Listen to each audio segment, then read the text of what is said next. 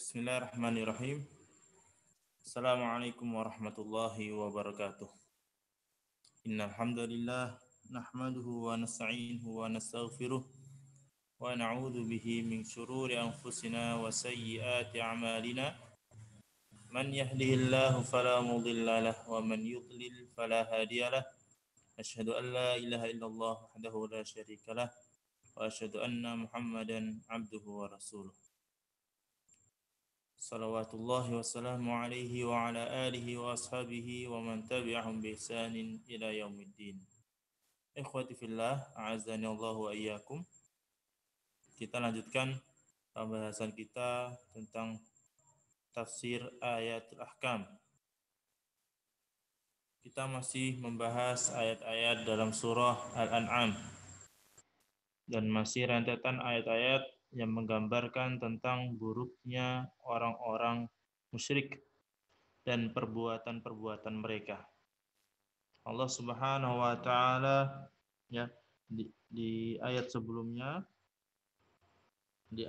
sebelumnya menjelaskan bagaimana tidak masuk akalnya perbuatan mereka dan sangat buruknya perbuatan mereka. Jika di ayat 136 Allah menggambarkan bagaimana mereka bisa menyamakan Allah dengan sesembahan-sesembahan patung, bahkan persembahan mereka, hasil panen dan ternak mereka bagi sama rata. Bahkan di pembagian itu tidak adil. Mereka lebih mencintai, mengagungkan, mengutamakan berhala-berhala mereka dibanding Allah Azza wa Jalla. Dan itu biza'mihim, perbuatan seperti itu berdasarkan kedustaan dari mereka yang dihiasi oleh syaitan. Demikianlah Allah Subhanahu wa taala menunjukkan kepada kita orang yang sudah dikuasai syaitan, ditemannya syaitan, maka akan tampak indah perbuatan-perbuatan buruk baginya dan perbuatan-perbuatan baik akan tampak tidak pas, tidak pantas untuk dilakukan atau berat dilakukan. Hal ini pula sering kita lihat ya, dengan terbukanya media sosial, dengan Allah mudahkannya untuk akses media internet, kita lihat berbagai macam orang yang jengah, tidak nyaman dengan syariat Allah. Kemudian mereka justru membuat hal-hal baru yang kalau dipikir sama sekali tidak baik. Kemudian Allah Subhanahu wa taala di sini di ayat 137 Allah juga menggambarkan kembali salah satu buruknya perilaku orang-orang musyrik dan orang-orang kafir. Qala ta'ala, Allah Subhanahu wa taala berfirman, wa kadzalika zayyana likatsirin minal musyrikina qatla auladihim syuraka'uhum liyurduhum wa liyalbisu 'alaihim dinahum walau syaa Allahu ma fa'aluhu fadarhum wa ma yaftarun. Wa kadzalika, dan demikian juga zayyana, telah menghiasi syuraka'uhum, para sekutu-sekutu mereka, pimpinan-pimpinan mereka yaitu para syaitan, likatsirin minal musyrikin, atas orang-orang musyrik.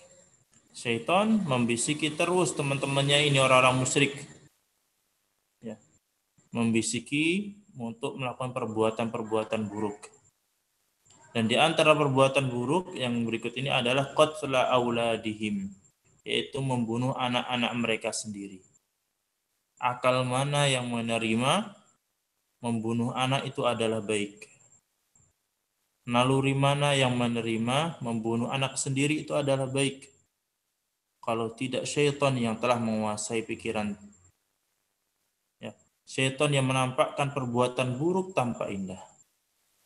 Secara fitrah, setiap orang akan menyayangi anak mereka. Bahkan apapun akan dilakukan demi kebaikan anaknya. Tetapi jika syaitan sudah menguasai dan menghiasi, anak-anak pun bisa dibunuh.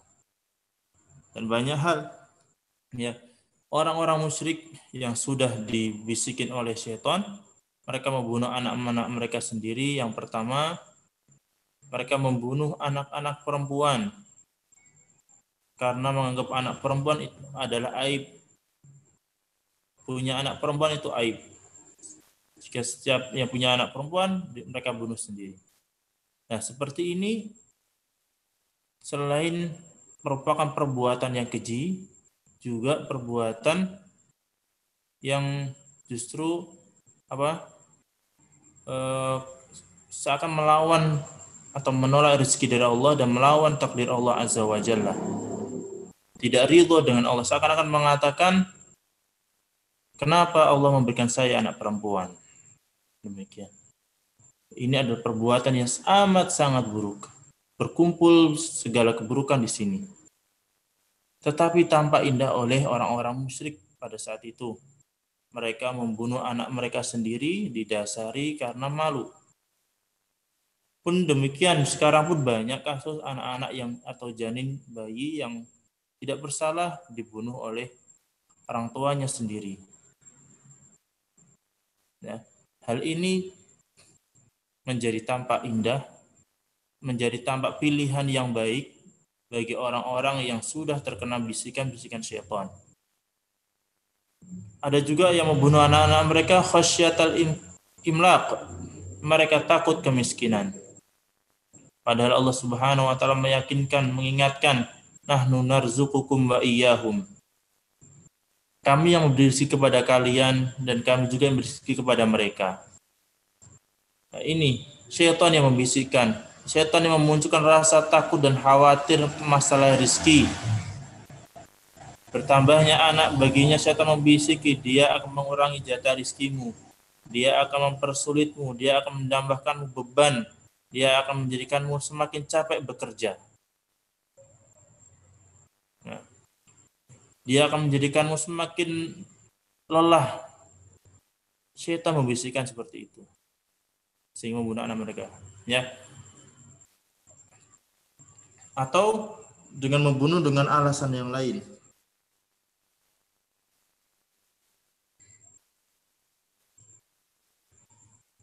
Ini adalah contoh yang nyata bagi kita semuanya. Ya, kita harus menjadikan syaitan itu musuh. Ketika kita menuruti syaitan, maka banyak perbuatan-perbuatan buruk akan menghiasi diri kita dan kita merasa nyaman dengannya. Hal-hal syaitan akan mendekati kita dari hal-hal yang kecil. Ya, mungkin dari ketika syaitan menjerumuskan kita ke zina, syaitan akan mendekati kita dengan melihat gambar-gambar yang buruk, kemudian berbicara, bercengkrama dengan lawan jenis, baik secara langsung maupun chattingan, kemudian bertemu berduaan, terus mengarahkan kita, akhirnya kita terbawa ke dalam keburukan. Ini adalah usaha syaitan.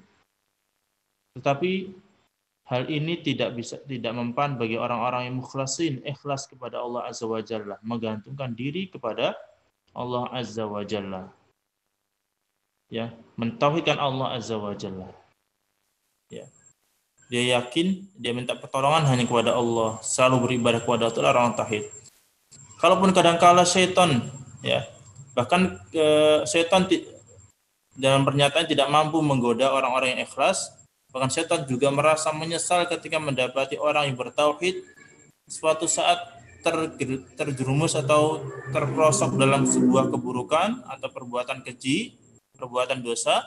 Orang yang bertauhid akan segera bertaubat. Di sini syaitan merasa sangat-sangat merugi. Usahanya untuk menjerumuskan hamba Allah hilang begitu saja ketika hamba itu bertaubat. Ya. Betapa seruginya syaitan ketika melihat Umar bin Khattab masuk Islam. Ya, betapa ruginya syaitan ketika melihat orang-orang yang dulunya buruk sekarang berubah menjadi orang-orang yang rabbani, taat beribadah kepada Allah Azza wa Jalla. Kembali lagi ke permasalahan, syaitan ya membisikkan kepada orang-orang musyrik menjadi tampak indah untuk membunuh anak-anak mereka sendiri.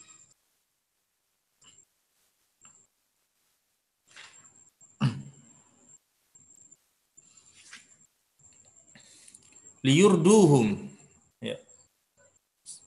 Bisikan-bisikan syaitan itu sejatinya adalah tujuannya adalah yurduhum, yaitu mencelakakan mereka, menghancurkan mereka. Syaitan membisikkan, ya biasanya orang membisikkan sesuatu itu orang dekat, padahal bisikannya itu justru menjerumuskan. Sehingga ketika nanti bertemu di neraka antara orang-orang musyrik, orang-orang yang menjadi pengikut setan dan setan, orang-orang yang menjadi pengikut ini yang terjerumus oleh setan akan menuntut kepada Allah. Wa qala alladziina ittaba'u law anna wa qala alladziina ittaba'u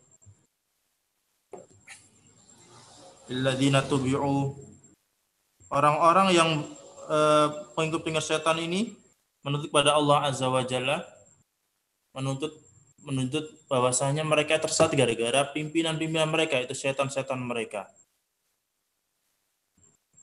Kemudian para setan pun mengalak,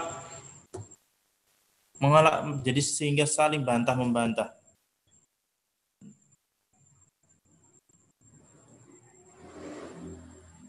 Saling bantah-membantah. Yang satu pengikutnya membantah, minta tanggung jawab, yang menjerumuskan merasa tidak bertanggung jawab atas terjerumusnya mereka. Mereka tersesat karena pilihan mereka sendiri.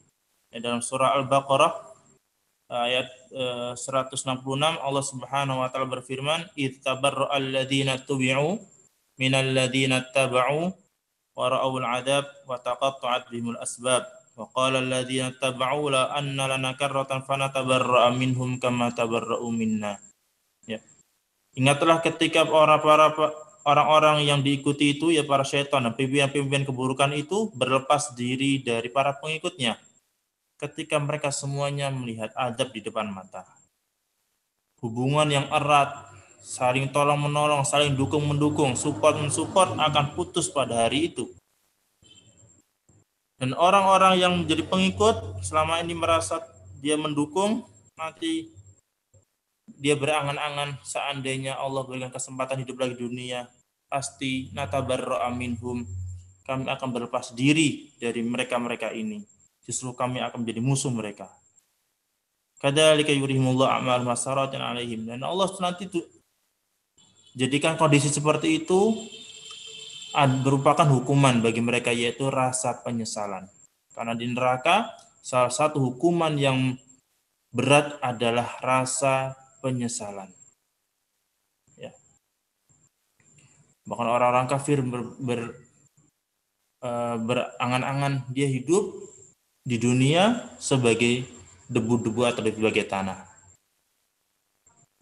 Liyurduhum, jadi syaitan membisikkan itu. Ya, ini menjadi pelajaran buat kita ketika ada bisikan, dorongan kepada kita untuk berbuat maksiat. Ingatlah itu bisikan syaitan, sama sekali tidak menjadikan kita baik, justru merusak kita. Ketika datang kewajiban, perintah ibadah, kemudian kita malas-malesan, enggan, atau bahkan menolak, sadarilah itu bisikan syaitan, sama sekali tidak mendukungmu. Cuma walaupun dia membisikkan tubuhmu butuh istirahat, hartamu untuk keluargamu lebih penting, ya. Ada hiburan yang bisa membuat kamu bahagia, sehingga memalingkan kita dari ibadah sholat, mengeluarkan zakat, atau menunaikan kewajiban yang lain, itu sama sekali tidak mendukung kita bisikan itu, justru menjerumuskan. Waliyalbisu alaihim dinahum, dan membuat rancu agama mereka. Ya, merusak agama dari satu persatu. Yaitu pikiran-pikiran seperti ini, hal ini boleh dilakukan, hal ini boleh dilakukan. Akhirnya agama yang murni bercampur baur dengan perasaan-perasaan, ya. Kemudian sepakat banyak orang sehingga agama murni itu bercampur baur. Sehingga banyak orang tersesat karena menyangka itu adalah agama, padahal bukan syariat Allah Azza wa Jalla. Dan semuanya itu ikhwati fillah, adanya orang musyrik yang tersesat, adanya syaitan yang membisikkan kesesatan kepada mereka yang saling mendukung ini, kemudian adanya mereka semakin rusak dan hancur, serta agama mereka menjadi rancu, itu semua atas izin Allah. Walau sya'allahu ma fa'alu. Seandainya Allah berkehendak, nggak ada orang yang mengingkari. Setan nggak akan menjadi bejat, dan setan nggak akan terkutuk. Karena Allah Subhanahu wa taala qadirun ala kulli syai. Kehendak Allah mencakup segala sesuatu. Tetapi Allah Subhanahu wa taala punya kehendak tersendiri. Allah Maha Hakim, Maha Bijak. Kita tidak bisa mempertanyakan kenapa Allah membiarkan orang-orang kafir. Kenapa Allah tidak jadikan semuanya beriman? Allah Subhanahu wa taala Maha Hikmah. Maha Hikmah, kita tidak patut mempertanyakan itu pada Allah. Yang ada tambah perbuatan kita nanti di yaumul qiyamah akan ditanya oleh Allah Azza wa Jalla. Walau syaa Allah ma fa'aluh. Kalimat ini menegaskan kepada kita ya segala sesuatu atas kehendak Allah Azza wa Jalla. Takdir Allah, kekuasaan Allah meliputi segala sesuatu. Tiada apapun bisa terjadi kecuali atas izin Allah Azza wa Jalla. Dan semua yang terjadi itu atas ilmu Allah. Baik, ya, ilmu Allah mencakup semuanya yang belum terjadi maupun yang sudah terjadi. Dan didasari juga hikmah Allah, Maha Bijak. Allah mengerti mana yang baik dan mana yang buruk. Ya. Kadang perkara yang tampak buruk oleh kita, ternyata di balik itu sangat-sangat baik buat kita. Allah Subhanahu wa taala berikan kita harta yang tidak banyak. Mungkin kita melihatnya ini buruk. Tetapi Allah Azza wa Jalla ya, di balik itu ada banyak kebaikan buat kita. Kita jadi setiap hari berpikir, setiap hari berangan-angan, setiap hari meminta kepada Allah Azza wa Jalla. Belum tentu ketika Allah berikan harta yang banyak pada diri kita, kita setiap hari bisa minta kepada Allah karena merasa cukup. Tidakkah menjadi contoh yang besar yaitu Fir'aun ketika Allah berikan kepadanya harta, wanita, kerajaan, kekuasaan, apa yang dia mau harus dilaksanakan. Disitulah Fir'aun merasa tidak butuh pada siapapun, merasa dirinya mampu segala sesuatu sehingga sombong menguasai dirinya dan dia merasa sebagai Tuhan. Maukah diri kita sebagai itu? Tentu tidak. Maka kita wajib bersyukur. Ya, apa yang tampak buruk di mata kita, jika itu keputusan Allah, maka kita bersyukur pada Allah. Alhamdulillahi ala kulli hal. Segala puji bagi Allah dalam semua kondisi. Kondisi seperti ini pun saat beraktivitas dibatasi. Ya, semua kegiatan tidak bisa sebebas dulu lagi. Bekerja, berhenti dari pekerjaan dan sebagainya. Ini semua atas izin Allah Azza wa Jalla dan ada kebaikan-kebaikan ya. Dan kita hanya patut bersyukur, optimis, tafaul, berhusnudzon kepada Allah Azza wa Jalla. Di sini walau syaa Allahu ma fa'alu, menyampaikan kepada kita. Mereka ini tidak akan mampu melakukan itu kecuali atas izin Allah. Jadi kita harus tenang. Nggak usah terlalu larut sedih melihat orang-orang yang benar-benar rusak, benar-benar lidahnya sangat pedas menghina agama Islam. Ya. Ada hukum-hukum sendiri, tapi kita tidak terlalu galau gimana menjadikan dia muslim, bagaimana menjadikan dia mendapatkan hidayah. Kewajiban kita adalah hanya menyampaikan, adapun dia berubah atau tidak adalah kehendak Allah Azza wa Jalla. Allah memerintahkan kepada nabinya, fadarhum, biarkan mereka, tinggalkan mereka. Artinya tenangkan dirimu, ya. Jangan terlalu bersedih melihat orang-orang itu tidak mau masuk Islam, tidak mendengarkan dakwahmu. Wa ma yaftarun, dan biarkan apa yang mereka ada-adakan.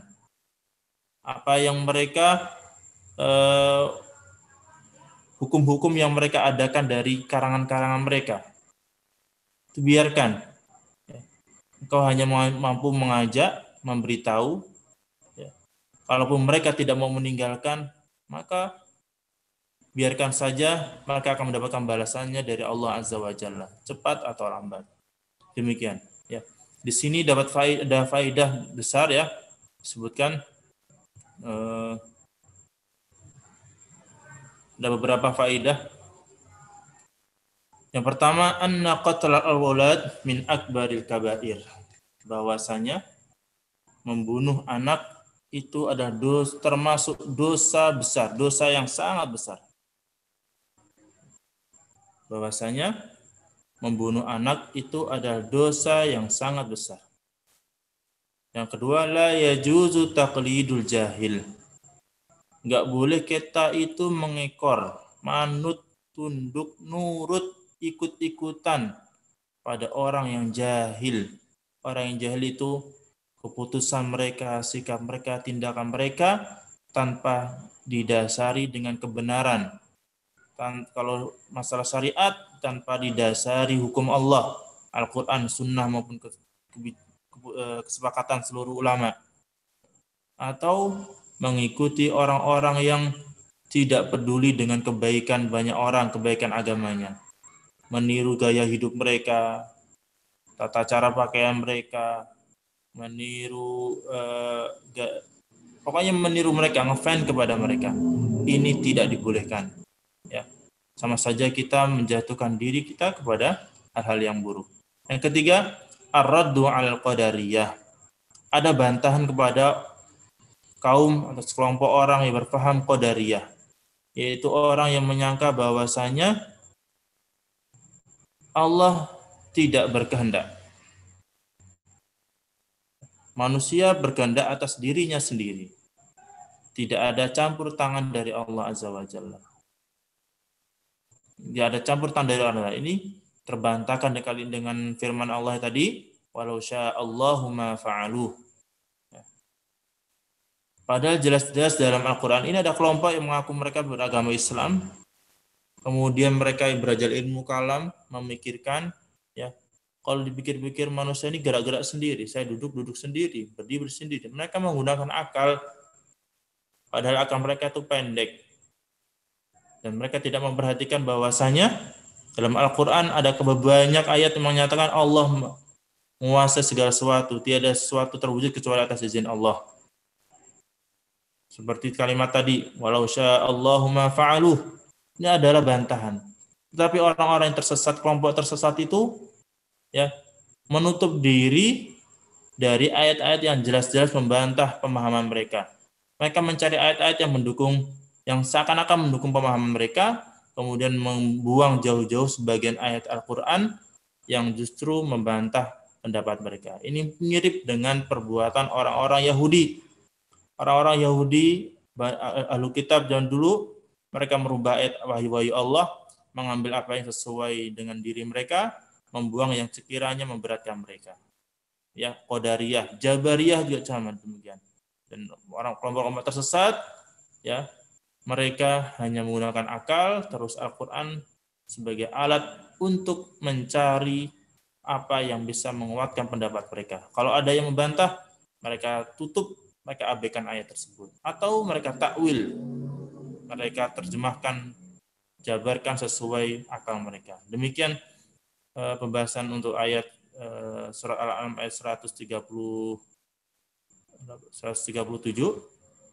Ya, semoga ada manfaat dan faedah yang bisa kita ambil. Semoga Allah Subhanahu wa taala senantiasa membimbing kita, memperbaiki kondisi kita, tidak menjadikan diri kita terbawa oleh nafsu dan terbisiki oleh syaitan. Dijauhkan kita dari bisikan syaitan.